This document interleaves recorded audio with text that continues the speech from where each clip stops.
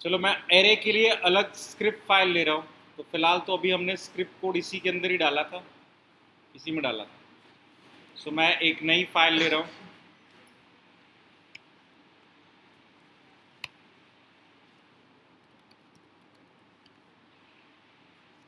मैं इसी के अंदर ही कोड राइट कर रहा हूँ फिर से।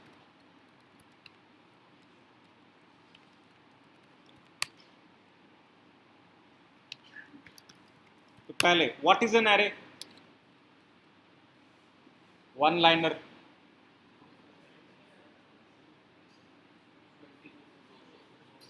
ग्रुप ऑफ होमोजीनियस एलिमेंट्स, वो मेमोरी में कंटिजियस आते हैं, कैसे आते हैं, ठीक है। अब यहाँ हल्का सा चेंज हुआ। ग्रुप ऑफ होमोजीनियस एलिमेंट का मतलब था group of similar type what element, similar type. Type define करने का प्रोविजन है यहाँ पर जावास्क्रिप्ट में, नहीं है ना। सो होमोजीनियस हटा देते हैं, इट इज व्हाट हेट्रोजीनियस है। So array is only called as group of what elements है, दैट्स इट। ग्रुप ऑफ क्या है, वेरिएबल है, उनका टाइप होमोजीनियस होगा, टाइप ही नहीं है यहाँ पर। तो होमोजीनियस की जगह पर हम क्या कहते हैं, हेट्रोजीनियस है, मतलब it can be of any data type है। पहला एलिमेंट न्यूमेरिक हो, दूसरा एलिमेंट स्ट्रिंग हो, पॉसिबल है। सो एरे जावास्क्रिप्ट की टर्म्स में सिर्फ क्या कहलाएगा, is a group of what variables, बस। ना एरे डिफाइन कैसे करते हैं, मेमोरी में कैसे आएगा वो अलग बात है, but how do we define an array. Normally C plus plus में एरे डिफाइन कैसे करते थे,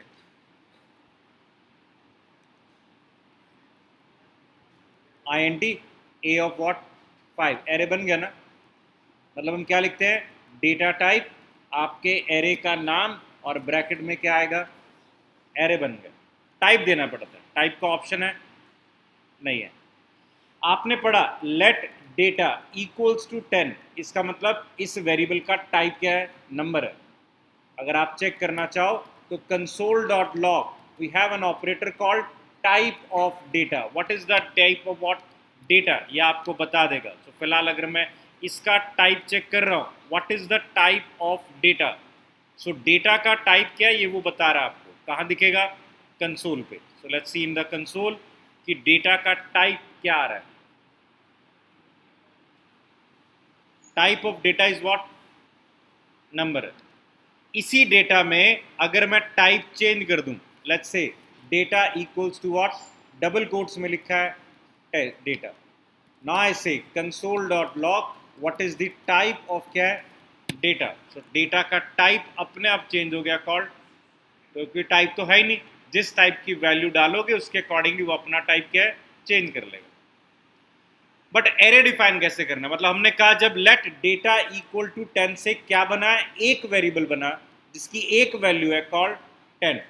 और अब आपको क्या बनाना है, ग्रुप ऑफ वेरिएबल बनाना है। सो एरे डिफाइन करने के लिए हम क्या यूज करते हैं नॉर्मली, सो लेट नाम रखा A R R equal to what. Array के लिए नॉर्मली हम क्या यूज करते हैं, स्क्वायर ब्रैकेट से। तो just add what, a square bracket. एक एरे डिफाइन हो गया। फिलहाल इस एरे की लेंथ कितनी है, लेंथ मतलब कितने एलिमेंट है, zero, there are no element in it. Check करके देखे, कंसोल डॉट लॉग, कंसोल पे प्रिंट करवा रहा हूँ किसे, ए आर आर को, तो आपको बताएगा एक एरे है जिसमें कोई भी फिलहाल एलिमेंट नहीं है। द लेंथ इज व्हाट, आप एलिमेंट डाल सकते हो कैसे, आपने यहाँ पर एलिमेंट डाल दी। हेट्रोजीनियस है, इसका मतलब कोई एलिमेंट बीच में स्ट्रिंग का है, कोई एलिमेंट बीच में डेसिमल का है, कोई फर्क नहीं पड़ता। अब ये 5 या 6 एलिमेंट्स का क्या बना, एक ग्रुप बना। 6 एलिमेंट्स का क्या है, एक array, from 0 to what 5, 6 element आपके पड़े, जिसमें फोर्थ एलिमेंट स्ट्रिंग है तो फिफ्थ एलिमेंट डेसिमल है, मुझे फर्क नहीं पड़ता क्योंकि टाइप होमोजीनियस नहीं है। होमोजीनियस वाला वर्ड हटा दिया हमने कहा array is a group of what variables है। ये तो पहला सिंपल तरीका हो गया कि आपने एक एरे बनाया, कहाँ से कहाँ तक बनाए, फ्रॉम 0 टू व्हाट 5 है। एरे के एलिमेंट को एक्सेस करने के लिए क्या यूज करेंगे, वो नोटेशन ही है, A R R of what 5, क्या बताएगा 23.4। 0 से 5, 5 का मतलब क्या हो गया, six element which is what 23.4। कोई डाउट, ये तो बहुत सिंपल ही था। चलो अब यहाँ पर और डिफाइन करते हैं। लेट्स से कि मैं यहाँ पर एक एरे बना रहा हूँ, let A R R is an array, कोई साइज नहीं, एक भी एलिमेंट नहीं इसके अंदर मतलब। लेकिन यहाँ पर एरे डायनेमिकली भी डिफाइन होता है। सो ARR ऑफ 5 इक्वल्स टू क्या कर दिया, 20 कर दिया। जस्ट सी कि आपका एरे क्या बना। क्या फिफ्थ एलिमेंट हमारे पास था? नहीं था, बट हमने फिफ्थ में जाके क्या डाल दिया, 20 डाल दिया, तो एरर नहीं आएगी। वो अपने आप 6 एलिमेंट्स का एक एरे बना देगा जिसमें फिफ्थ में क्या डाल देगा, आपकी वैल्यू, और बाकी 5 एलिमेंट क्या जाएंगे, एम्प्टी वैल्यूज के साथ जाएंगे। तो वी कैन सी एक एरे बना, साइज क्या है, 6 है, एम्प्टी क्या है, 5 एलिमेंट है, एलिमेंट है बट उनमें एम्प्टी है, अनडिफाइंड नहीं है, क्या है, empty, there is no value. और लास्ट वाले में आपने क्या डाला था, 20। तो 6 एलिमेंट आप अगर एक्सप्लोर करो तो 5वें पे क्या पड़ा है, 20 पड़ा है, फिफ्थ में बाकी सारे क्या है, एम्प्टी है। बनेगा अपने, मतलब मैं यहाँ पर अगर 50 भी डाल लेता हूँ तो अपने आप एरे कितने का बन गया, 51 का बन जाएगा, जिसमें पहले 50 एलिमेंट क्या है, एम्प्टी है, और लास्ट में आपने क्या डाला। क्लियर है ना? तो साइज नहीं भी दिया, डायनेमिकली एरे क्या है, क्रिएट होता है। ठीक है, एरे को बनाने के एक और भी तरीका है, वो बाद में देखेंगे। पहले फिलहाल सिंपल एक एरे, अगर मैं सिंपल एरे की बात करूं तो आपने कैसे बनाया था, 12 4 3 2, ये तो आपने पढ़े ही हुए हैं। ठीक है, जो जावास्क्रिप्ट में जो नई चीजें हैं वो देखनी है। पहले सिंपल एक एरे ट्रैवर्स करना है। ट्रैवर्स का मतलब क्या होता है, विजिटिंग ईच एलिमेंट है। तो नॉर्मली क्या लगाते हैं हम, लूप ही लगाते हैं। 0 से लेकर कहाँ तक जाएगा, 0 से लेकर, we say we have a property in an array called what, length है। 0 से लेस देन व्हाट, लेंथ तक जाएगा, और इसके ऊपर हम एक लूप लगा सकते हैं। तो console dot log ARR of किसे प्रिंट कर रहे हैं, आई को, ith एलिमेंट हमने क्या किया है, प्रिंट किया। एक एक एलिमेंट हम प्रिंट करवा रहे हैं। So now I can say एक एक एलिमेंट अलग से क्या हो रहा है, प्रिंट हो रहा है। 12 24 5 6 7, और अलग से बात की हमने ARR को भी प्रिंट करवा रखा था, तो वो array as an full print हो रहा है। क्लियर हुआ? ये तो सिंपल था। 0 से लेंथ, लेस देन लेंथ तक आपने लूप लगा दिया। ये सब ने एरेज में पढ़े ही होंगे, कोई नई चीज नहीं आई अभी तक। पहली नई चीज जो आई, चलो हम सीधे ही मानते हैं पहली नई चीज से, एरे को आइटरेट करने के लिए आपको एक और लूप मिला है, that is called for each.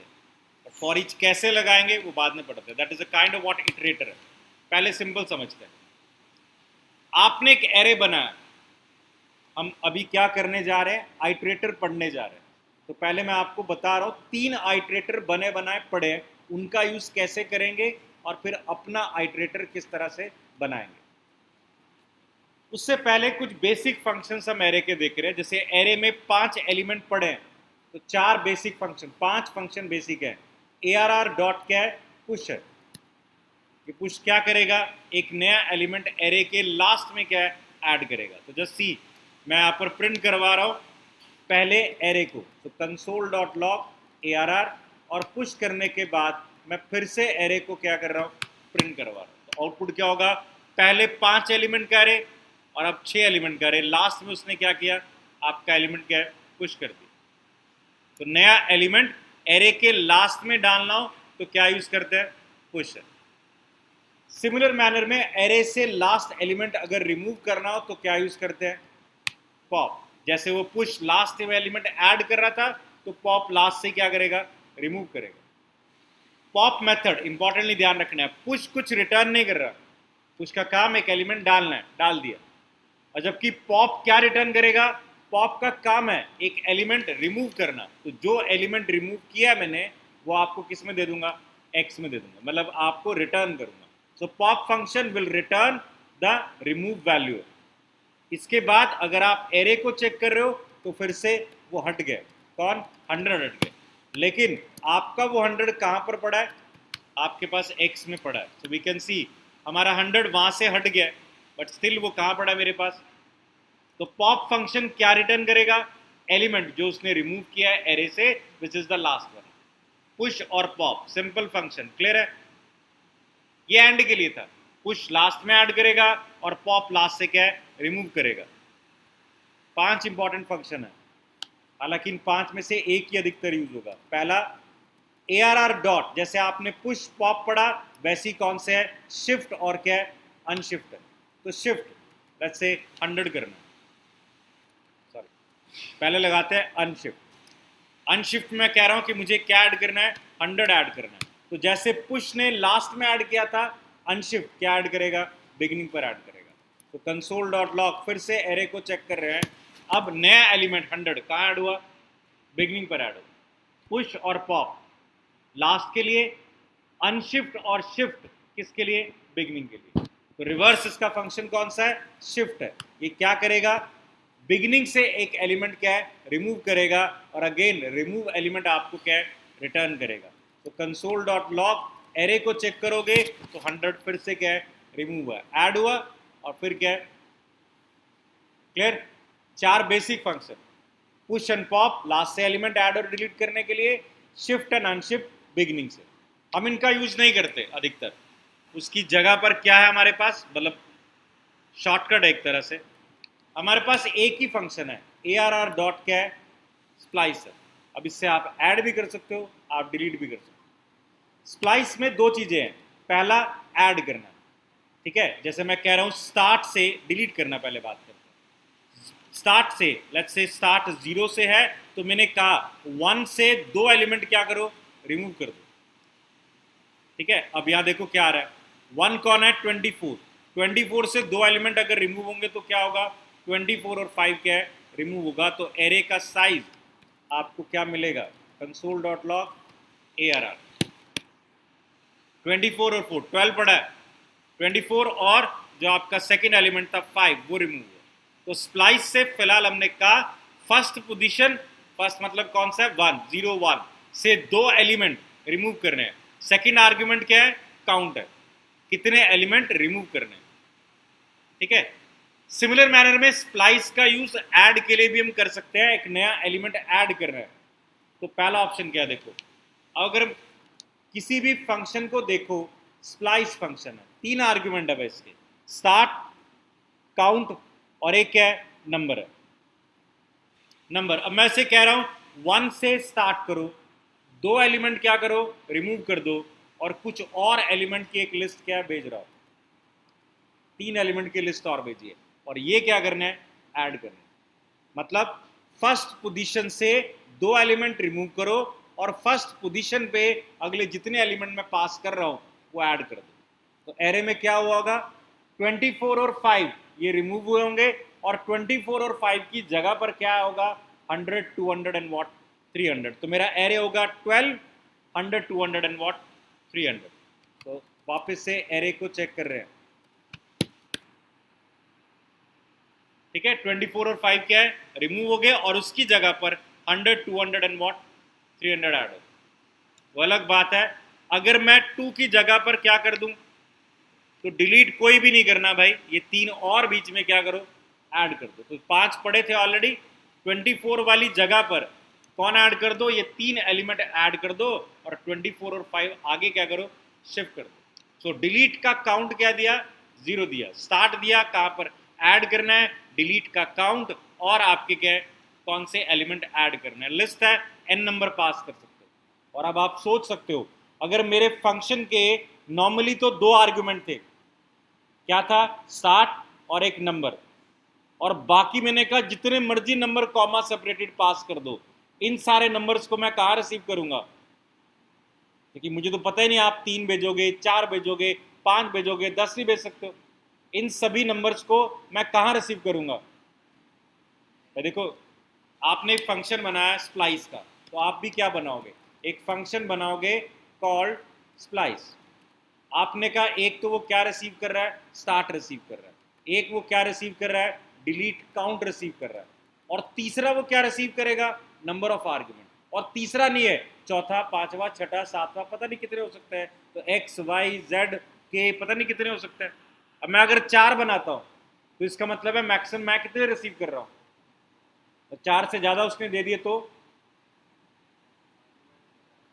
हमने तो एक्चुअली जो फंक्शन बनाया, आप चेक करो ध्यान से, स्प्लाइस फंक्शन के कितने आर्ग्यूमेंट है, स्टार्ट, डिलीट काउंट, और दूसरा क्या है, नंबर टाइप का एरे है। अब एरे तो फिर एरे में भेजना पड़ेगा ना, लेकिन जावास्क्रिप्ट में आप आगे पढ़ोगे, आइटम से पहले देखो क्या लगा हुआ है, 3 डॉट लगे हुए हैं, which is called as spread operator है, जो आगे की सभी वैल्यूज जो आप भेज रहे हो उसको किस में रिसीव कर लेगा, एरे में। और एरे ना होता तो किस में आ रहा है, आर्ग्यूमेंट में तो आ रहा है ना। वी नो कि आर्ग्यूमेंट में सारे आर्ग्यूमेंट आएंगे, पहले 2 को छोड़ दे तो बाद वाले सारे वो एलिमेंट है जो क्या करने हैं, इंसर्ट करने। पहला क्या है, स्टार्ट, दूसरा क्या है, काउंट, और उसके बाद के जितने भी आर्ग्यूमेंट आपने भेजे हैं, लेंथ, लूप की लेंथ लगा के जितने भी आर्ग्यूमेंट भेजे हैं वो सारे क्या करने हैं, ऐड वाले हैं। तो यानी ये जितने एडिशनल आर्ग्यूमेंट में इस फंक्शन के साथ भेजूंगा वो मैं रिसीव फिलहाल आर्ग्यूमेंट में तो कर ही सकता हूं। क्लियर हुआ। सो पुश और पॉप की जगह पर भी क्या यूज होगा, स्प्लाइस यूज होगा। ठीक है, अधिकतर commonly use function push pop shift unshift नहीं होगा, क्या यूज करेंगे, स्प्लाइस। अब सपोज करो मुझे बताओ जरा, अगर मुझे स्प्लाइस में लास्ट वाला एलिमेंट क्या करना है, रिमूव करना है, लास्ट वाला पुश पॉप ऑपरेशन अप्लाई करना चाहता हूं, लास्ट वाला एलिमेंट क्या है, रिमूव करना है।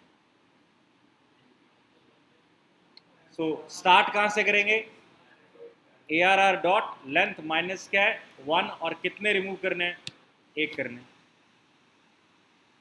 क्लियर है कि नहीं।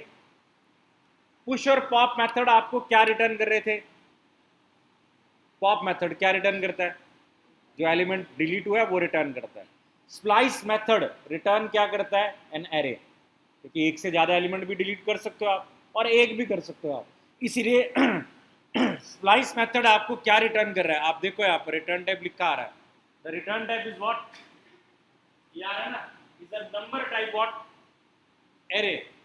इसका मतलब स्प्लाइस मेथड पॉप के केस में, डिलीट के केस में आपको क्या रिटर्न करेगा, एक एलिमेंट नहीं, मल्टीपल एलिमेंट, क्योंकि आपका डिलीट काउंट 1, 4, 5 कितना भी हो सकता है, इसीलिए ये क्या रिटर्न करेगा, उन 5 या 4 एलिमेंट्स का एक एरे क्या रिटर्न करेगा। क्लियर हुआ, 5 मेथड क्लियर है, बहुत सिंपल। अब ये तो थे बेसिक प्रोग्राम्स, बेसिक कोड जो एरे में हर लैंग्वेज में होते ही हैं। चलो 5 फंक्शन हमारे पास एरे में एडिशनल आ गए, बट अब एरे का एग्जैक्टली यूज कैसे करेंगे। हम नॉर्मली फॉर लूप लगा सकते हैं एरे के एलिमेंट्स को आइटरेट करने के लिए, बट मॉडिफायर क्या है, आइटरेटर्स है। 3 आइटरेटर्स आपके पास अवेलेबल है, कौन कौन से हैं, for each, map and what, 3 commonly use है, तो बहुत सारे 3 कॉमनली यूज आइटरेटर है। मतलब एरे को आइटरेट करने के लिए, एक एक एलिमेंट प्रोसेस करने के लिए ये ARR डॉट 0 से ARR डॉट लेंथ तक लूप लगाने की क्या है, जरूरत नहीं। क्या यूज करेंगे, आइटरेटर यूज करेंगे। पहला कौन सा है, फॉर ईच है। बट एक चीज इससे पहले पढ़ो, आपने ऑलरेडी फंक्शंस का कंसेप्ट पढ़ा हुआ है, और एक चीज उससे पहले पढ़ो which is a call back क्या है, फंक्शन, कॉल बैक फंक्शन। अब होता क्या है पहले वो समझो, क्योंकि इन तीनों आइटरेटर्स में वो यूज होगा। आपने एक फंक्शन बनाया, लेट्स से टास्क 1, एक टास्क 1 एक function, console.log, I say task 1 executed। आपने एक फंक्शन और बनाया कॉल task 2, और task 2 console.log, this is task 2 what executed। अब मैं कहना क्या चाह रहा हूं, टास्क 2 को मुझे कब एग्जीक्यूट करना है, टास्क 1 के बाद करना है। तो मैं कैसे कॉल कर सकता हूं, बहुत सिंपल ही है, पहले टास्क 1 को कॉल कर लो और उसके बाद टास्क 2 को क्या करो, कॉल करो। सिंपल हो गया ना, कि पहले टास्क 1 चलेगा, कंप्लीट होगा तो कहां जाएगा, टास्क 2 पर जाएगा। ऐसा तो कभी नहीं होगा ना कि टास्क 1 एग्जीक्यूट हो रहा है और टास्क 2 भी साथ साथ चल रहा है। प्रोग्राम में तो सिंपल स्टेप बाय स्टेप भी चलेगा। पहला स्टेप टास्क 1 है, कंप्लीट होगा तो ही तो कहां जाएगा, टास्क 2 पे जाएगा, क्योंकि यह स्टेटमेंट क्या होती है, टास्क 1 जब कॉल होगा दैट मीन्स वो यहां पर जंप करेगा, स्टेटमेंट को एग्जीक्यूट करेगा, वापस जाएगा और फिर अगली स्टेटमेंट को क्या है, एग्जीक्यूट करेगा। तो फिलहाल तो बहुत सिंपल हो गया कि टास्क 2 एग्जीक्यूट कब हो रहा है, टास्क 1 के बाद ही हो रहा है। क्लियर है। फिलहाल इस कोड का आउटपुट आप चेक करोगे, पहले task 1 and then what, task 2। ये बहुत सिंपल होगा। लेकिन अब सोचो प्रॉब्लम क्या है, टास्क 1 एक टास्क को एग्जीक्यूट कर रहा है, उसको एग्जीक्यूट करने में शायद टाइम लग रहा है, बैकग्राउंड में भी जा सकता है, ठीक है ना। लेकिन मुझे अपना टास्क 2 कब चलाना है? 1 के बाद ही चलाना है। भाई मैं आपका एक टेस्ट ले रहा हूँ, आधे घंटे का टेस्ट है, 10 मिनट एक्सटेंड कर दिया, इसका मतलब है कि अगले बैच का टेस्ट उसी के अकॉर्डिंगली थोड़ा सा लेट ही होगा ना, वेट करना पड़ेगा अगले बैच को, शायद मुझे यहाँ पर टाइम ज़्यादा लग जाए। हालांकि फिलहाल फंक्शन वाला कंसेप्ट है, तो बट ऑब्वियसली टास्क 1 को जितना मर्जी टाइम लगे, टास्क 2 एग्जीक्यूट कब होगा? टास्क 1 के बाद ही होगा। लेकिन कॉल किसे करना पड़ेगा? मुझे करना पड़ेगा। मैंने कॉल किया ना टास्क 2 को। अब सपोज करो टास्क 1 एक एसिंक्रोनस बैकग्राउंड प्रोसेस है, मतलब वो चला गया काम करने के लिए। अब मैं आपके पास कुछ डेटा लेने आया और आप चले गए कहीं और काम करने के लिए, तो क्वेश्चन मेरा है कि क्या मैं यहाँ बैठा रहूं? नहीं, मैंने कहा मैं भी जा रहा हूं, आप जब आओगे तो मुझे कॉल कर लेना, मैं फिर आ जाऊंगा। पॉइंट क्लियर हुआ ना? बैकग्राउंड प्रोसेस था, आपने कहा डेटा लेके, मैंने कहा डेटा दो, आपने कहा कहीं से लाना है, आप लेने चले गए। अब मैं क्या करूं? यहाँ बैठा रहूं? मैंने कहा मैं भी जा रहा हूं, जब आप आ जाओ तो बता देना मुझे। पॉइंट करो ना, ये कब काम आएगा? जब प्रोसेस कहां जा रहा होगा? बैकग्राउंड में जा रहा होगा। अब सोचो ये टास्क 2 हमें एग्जीक्यूट करना है, टास्क 1 के बाद करना है, बाद करना। तो मैं ये टास्क किसको देता हूं? खुद अपने पास ना रख के किसको देता हूं? टास्क 1 को देता हूं। अब सोचो मेरा टास्क 1 क्या है? लेट्स से मैं इसे कन्वर्ट करता हूं, ये मेरी बाइक सर्विस है, और सर्विस के बाद मुझे बाइक की क्या करनी है? वॉशिंग करनी है। अब या तो मैं पहले क्या करूं? बाइक सर्विस के लिए दूं, और उसके बाद जब सर्विस होके आ जाए मैं वेट करूं, और बाद में बाइक कहां डालूं? वॉशिंग में डालूं। और या फिर मतलब जब बाइक सर्विस से आ जाएगी तो मैं वॉशिंग वाले को कॉल करूं। अब मैं भूल गया, तो मैंने उसके लिए क्या चाहता हूं? सर्विस वाले को ही कहता हूं कि भैया जब आपकी सर्विस पूरी हो जाए तो आप खुद ही वॉशिंग वाले को क्या करना? कॉल कर लेना। अब इस केस में मुझे क्या करनी पड़ेगी? सिर्फ क्या डालनी पड़ेगी? सर्विस। तो मैं सर्विस को कॉल करूंगा, सर्विस का टास्क जब कंप्लीट हो जाएगा वो अपने आप किसे कॉल कर लेगा? वॉशिंग। तो मेरे लिए तो वेटिंग नहीं है ना, मैंने सर्विस का टास्क मॉर्निंग में दिया है, तो सर्विस वाला अपने आप किसे कॉल कर लेगा? अपना काम खत्म करने के बाद किसे कॉल कर लेगा? वॉशिंग को कॉल कर लेगा। दे दिया उसको। क्लियर हुआ यहां तक कंसेप्ट? फिलहाल अब प्रॉब्लम ये थी कि कई बारी मुझे सर्विस पे बाइक भेजनी होती है, और कई बारी वॉशिंग करवानी होती है, कई बारी किसी दोस्त को देनी होती है, बहुत सारे टास्क होते हैं। सर्विस के बाद क्या करना है वो एक्शन सर्विस वाले को डिफाइन नहीं है। फिलहाल तो सर्विस वाले को पता है कि बाइक सर्विस हुई तो भाई क्या करनी है? वॉशिंग करनी है, ठीक है ना। सर्विस के टास्क के बाद क्या करेगा? वो वॉशिंग कर देगा। लेकिन कई बारी मुझे वॉशिंग करनी होती है, और कई बारी मुझे क्या करना होता है? पिकअप ही करना होता है। भाई कुछ नहीं करना, सर्विस होगी तो मैं बाइक क्या करूंगा? सिर्फ पिकअप करूंगा।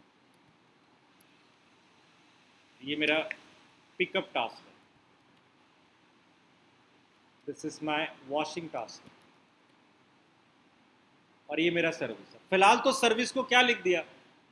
वॉशिंग करनी। यानी आप जब भी सर्विस को कॉल करोगे वो उसके बाद हमेशा क्या करेगा? वॉशिंग ही करेगा। क्लियर है ना? तो अब क्या करवाना है? दो टास्क है, इधर वॉशिंग और बाइक पिकअप। क्या करवाना है वो भी सर्विस को क्या है मैं ही बताऊंगा। तो फंक्शन के आर्ग्यूमेंट में क्या भेज रहे हैं? एक और फंक्शन भेज रहे हैं। यानी जब फंक्शन आर्ग्यूमेंट में किसी फंक्शन को ही रिसीव करेगा, that is call as call back. अब मैं कह रहा हूं बाइक सर्विस हो जाए, मतलब एक कॉल करो, और उसके बाद क्या करो? बाइक क्या करनी है? वॉशिंग। फंक्शन का क्या भेजा है? रेफरेंस भेजा है, पैरेंथेसिस नहीं दिए, रेफरेंस भेजा। हो सकता है अगली बारी मैं बाइक सर्विस पे जाऊं, बाइक सर्विस पे जा रही है, और मैं उससे क्या कह रहा हूं कि बाइक क्या करनी है इस बारी? पिकअप करनी है।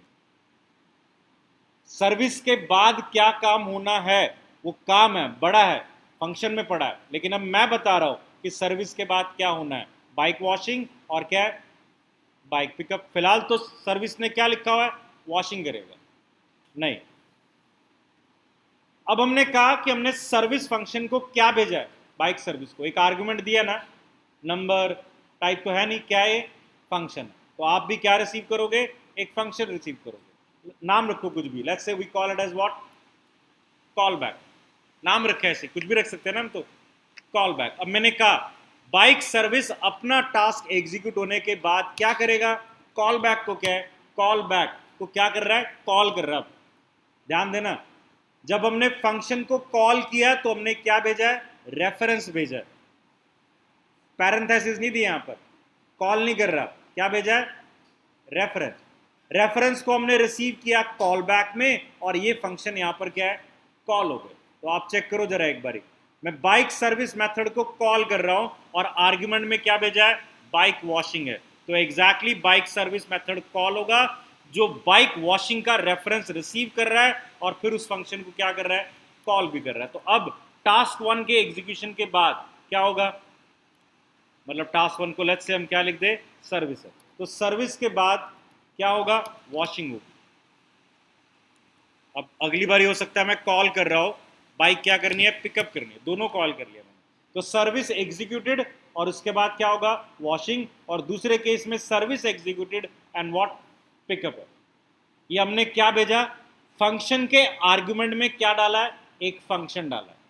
उस फंक्शन को हम कहां कॉल कर रहे हैं ये आपके ऊपर डिपेंड करता है। ध्यान रखना, कॉल बैक हमेशा लास्ट में कॉल होंगे, ऐसा कोई जरूरी नहीं है।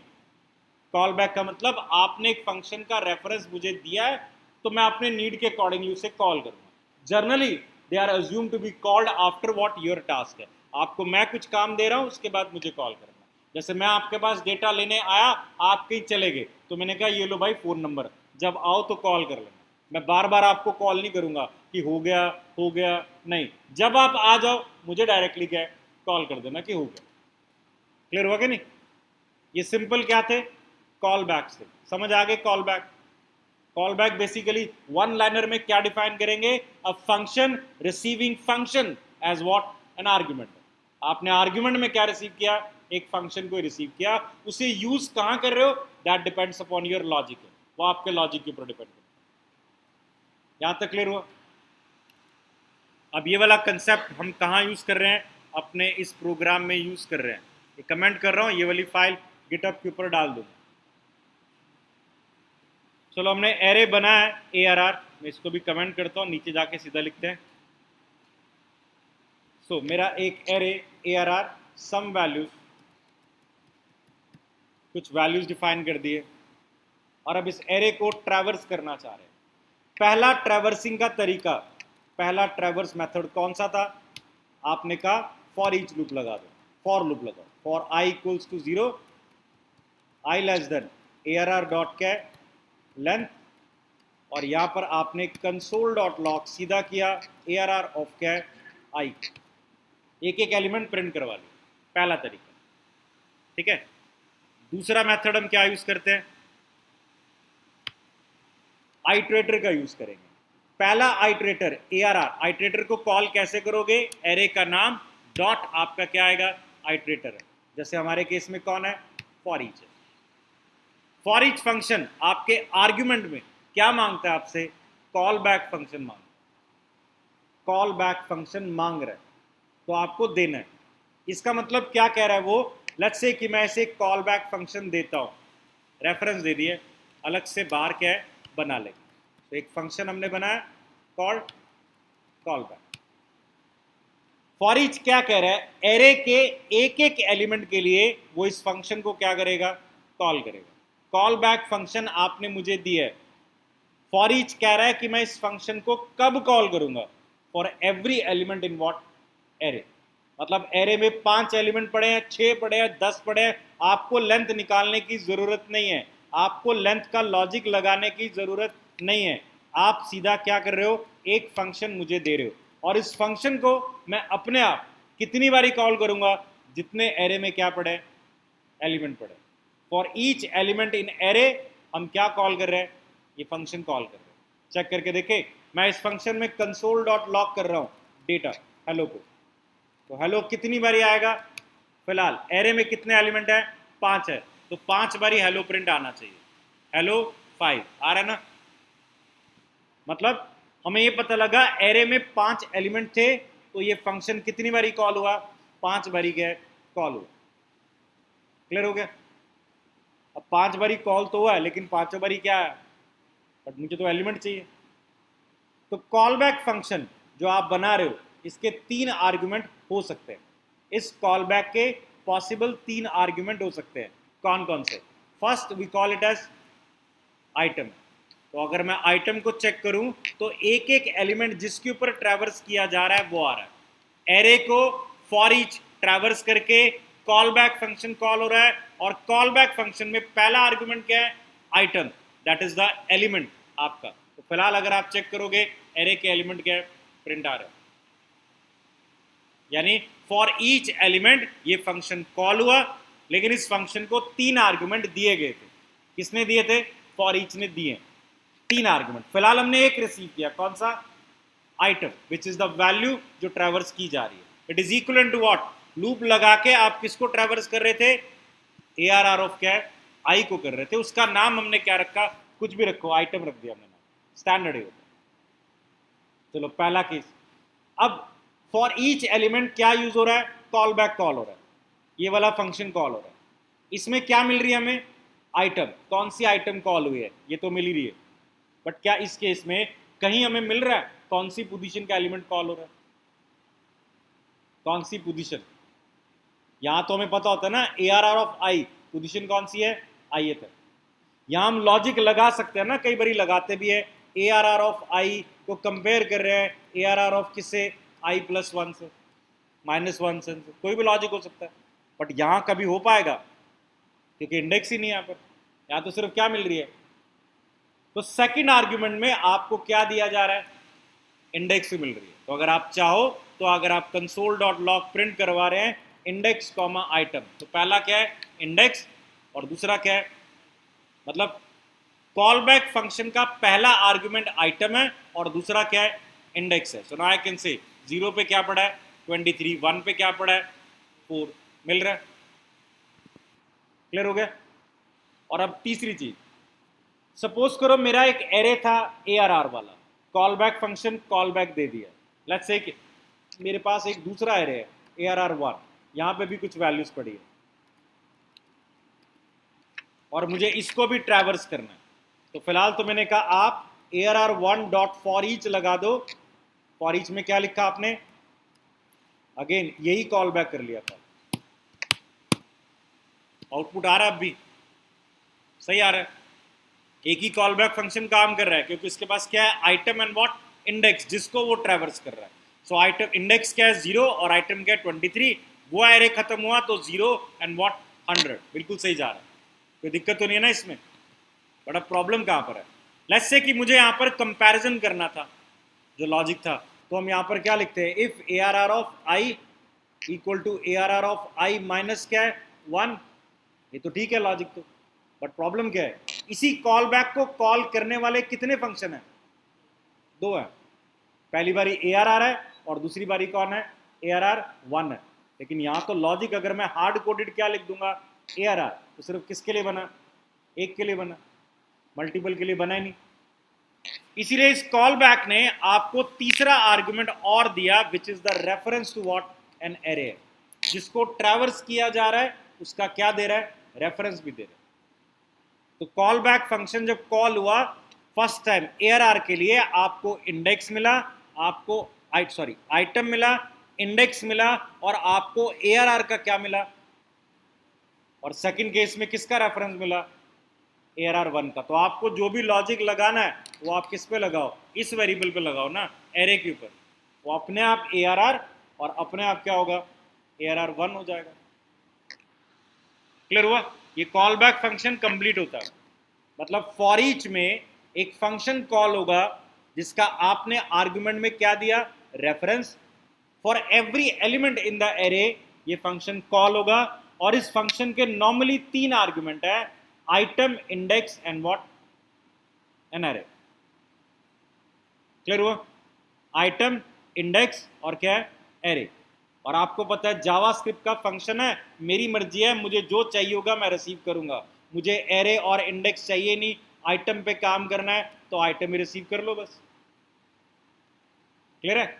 लेकिन यहाँ क्वेश्चन क्या है, अगर मुझे इंडेक्स चाहिए तो सिर्फ इंडेक्स ही चाहिए,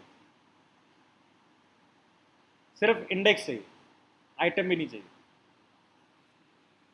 तो इंडेक्स कौन सा आर्गुमेंट था, सेकंड, और सेकंड को रिसीव करने के लिए फर्स्ट तो क्या है, करना ही पड़ेगा। देयर इज नो ऑप्शन कि मैं यहाँ पर लिख दूं कि इंडेक्स कॉल बैक क्या रिसीव कर रहा है, इंडेक्स रिसीव कर रहा है, नहीं। कॉल बैक का पहला आर्गुमेंट आप रिसीव कर रहे हो, पहला आर्गुमेंट क्या है, आइटम होता है। नाम आप जो मर्जी रखो, उससे क्या लेना देना। आपको अगर इंडेक्स रिसीव करना है तो भाई आइटम भी रिसीव करना पड़ेगा, बिकॉज इंडेक्स क्या है, सेकंड आर्गुमेंट है। सेकंड आर्गुमेंट को रिसीव करने के लिए फर्स्ट को रिसीव करना पड़ेगा। क्लियर हो गया? हाँ जी, नहीं नहीं चलेगा। अगर आप ये कर रहे हो ऐसे, नहीं चलेगा ना, आर्गुमेंट तो देना ही पड़ेगा। यहां तक क्लियर हुआ? अब शॉर्टकट है एक छोटा सा, ये जो फंक्शन का रेफरेंस आपने पास किया कॉल बैक, और आपने वो फंक्शन अलग से बनाया with an element called item, index and what, array. तो इसका शॉर्टकट है कि ARR dot for each, argument में क्या देना है, एक फंक्शन। तो वो फंक्शन क्या करते हैं, बना ही लेते हैं। तो आपने यहां पर क्या बनाया, एक फंक्शन, एनोनिमस फंक्शन बनाया। एनोनिमस फंक्शन का मतलब होता है एक फंक्शन बना रहे हैं, नाम नहीं है उसका। नाम नहीं है मतलब क्या लिखते हैं, फंक्शन के आगे हम क्या लिखते हैं, फंक्शन का नाम नहीं लिख रहे, सीधा फंक्शन डिफाइन कर दिया। अब बात तो वही है कि आप एक फंक्शन बनाओ और उसका रेफरेंस आर्गुमेंट में आप भेज रहे हो, और या फिर आपने डायरेक्टली क्या है, अंदर ही क्या बना दिया, एक फंक्शन बना दिया। फॉर ईच के अंदर हमें क्या देना है, कॉल बैक फंक्शन देना है। या तो अलग से बनाओ और उसका रेफरेंस पास कर दूं, और या फिर फंक्शन अंदर ही क्या है, बना दी, एक ही बात है। तो यहाँ पर भी हम फंक्शन बना सकते हैं, आइटम, या एक ही रिसीव करना है item, and let's say console dot log क्या कर दिया, आइटम कर दिया। मतलब फंक्शन अलग से बनाओ, उसका रेफरेंस यहां पर पास कर दो, और एल्स फंक्शन अंदर ही क्या करो, डिफाइन कर दो। क्लियर हो गया? चेहरे देख के लग रहा है सन्नाटा सा आ रहा है, मतलब वो एक्साइटमेंट नहीं, थोड़ा सन्नाटा सा छा गया कि क्या हो गया, ज्यादा हुआ है क्या? आज सी नहीं करनी, आज यही करने 12:30 बजे तक, क्योंकि प्रैक्टिकली हो नहीं पा रहा। मैं छोड़ता हूँ, सर आ जाते हैं, तो आज मैंने उनको कह दिया आप रहने दो, आज हम बैठ के पहले ये जावा स्क्रिप्ट करेंगे, पहले जितनी एक एक कोड है, फिर उसके बाद अगले पे जाएंगे। हाँ जी, फॉर ईच क्लियर हो गया? फॉर ईच में या तो आप एक फंक्शन का अलग से क्या भेजोगे, रेफरेंस भेजोगे, और एल्स आप क्या करोगे, फंक्शन एनोनिमसली अंदर क्या करोगे, डिफाइन करोगे। यहां तक क्लियर हो गया? फॉर ईच पहला आइटरेटर है, कौन सा, for each. For each iterator का काम एरे के एलिमेंट्स को क्या करना है, ट्रैवर्स करना है, विजिट करना है, ट्रैवर्स कर रहा है, विजिट कर रहा है ना। अलग से बाकी दो इटरेटर्स को एक बार ही देखते हैं बस, और उनका प्रैक्टिकल करते हैं। पहला इटरेटर कौन सा है, मैप और फिल्टर है। पहला मैप है। लेट्स से मैं मैप का एक एग्जांपल लेता हूं कि मैं दो एरेज बनाना चाह रहा हूं। तो मेरे पास एक एरे है, लेट ARR, एक एरे, और ऊपर से कमेंट नहीं है वो कोड, क्योंकि लेट वाले वेरिएबल दोबारा बना नहीं सकते, इसलिए नीचे क्या दे रहा था, वो एरर दे रहा था, तो मैंने हटा दिया। फिलहाल एक एरे।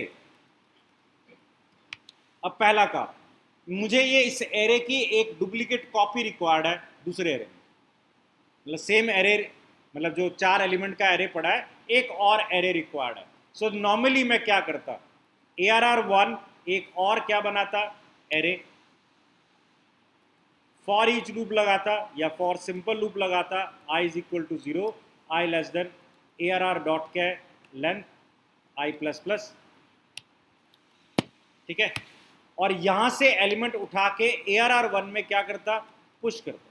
ARR1 में पुश करो क्या, ARR डॉट, ARR ऑफ क्या है, सिंपल हो गया ना।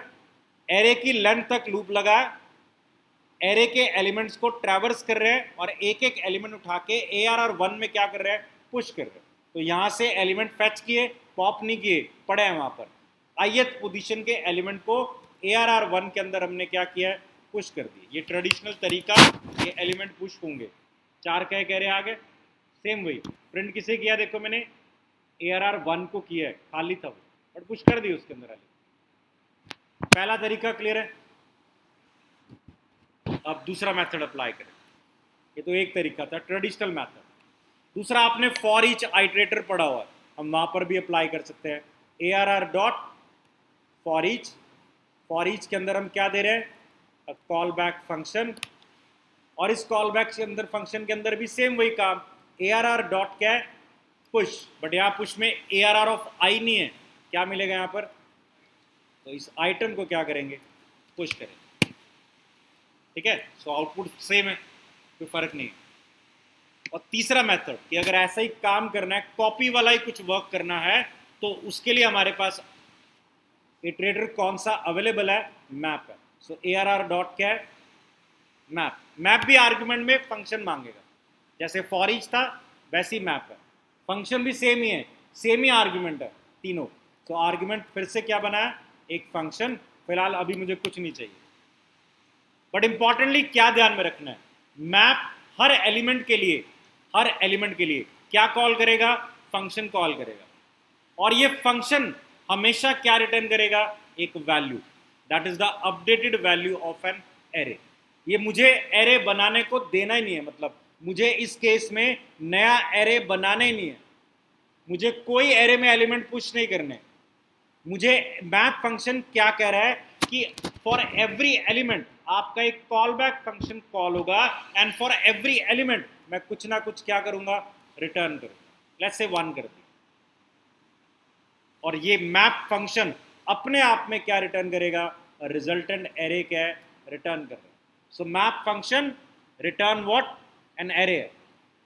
अब मैप का एरे क्या रिटर्न करेगा, for every element in ARR कुछ कैलकुलेशन की जाएगी, और वो फंक्शन जो रिटर्न कर रहा है वो किस में डाली जाएगी, एरे में। तो सोचो क्या हुआ, ARR का पहला एलिमेंट कौन है, 12 है।